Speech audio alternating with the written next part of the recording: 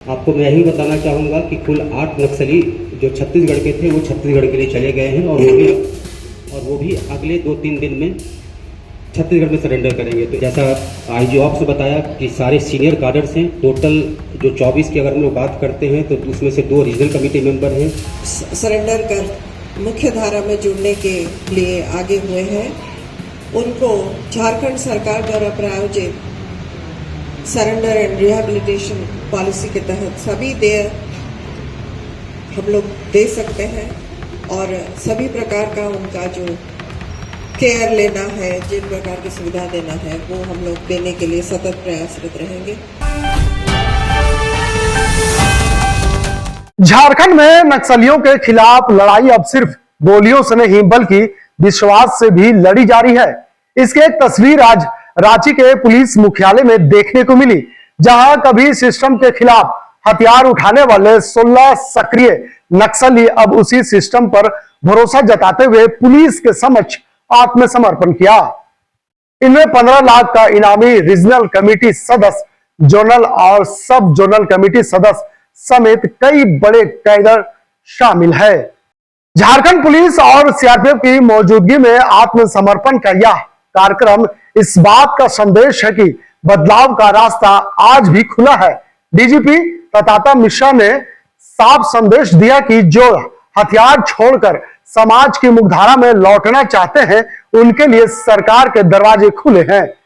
इसी सोच के आगे बढ़ाते हुए झारखंड मुख्यालय में कई पूर्व नक्सलियों ने आत्मसमर्पण किया, जिसमें डीजीपी ने इसे सिर्फ आत्मसमर्पण नहीं बल्कि नई जिंदगी की शुरुआत बताया और कहा कि अब झारखंड में विकास की राह हिंसा नहीं विश्वास से होकर गुजरेगी। इस आत्मसमर्पण कार्यक्रम में क्या कुछ कहते हुए नजर आ रहे हैं झारखंड के डीजीपी, चलिए हम आपको सुनाते हैं।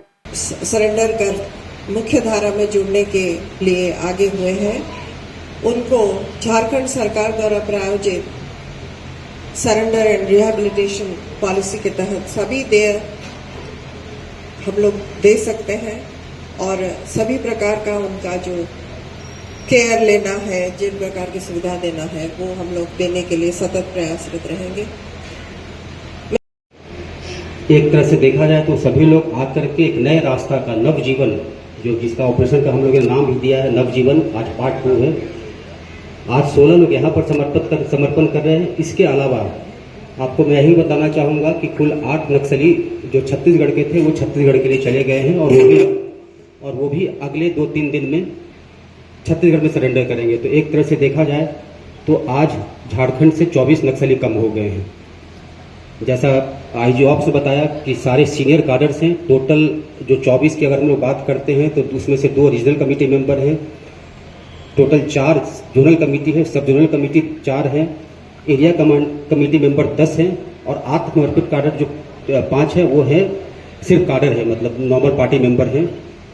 आपके सामने हथियार रखा गया है। टोटल है जो बलिदान, जिनका बलिदान को स्मरण करने बिना ये दिवस संपूर्ण नहीं होगा, वो भी मैं उनको नमन करती हूँ और मैं आशा करती हूँ जिन साथियों आज इतने सारे हथियार और गोली आपके सामने,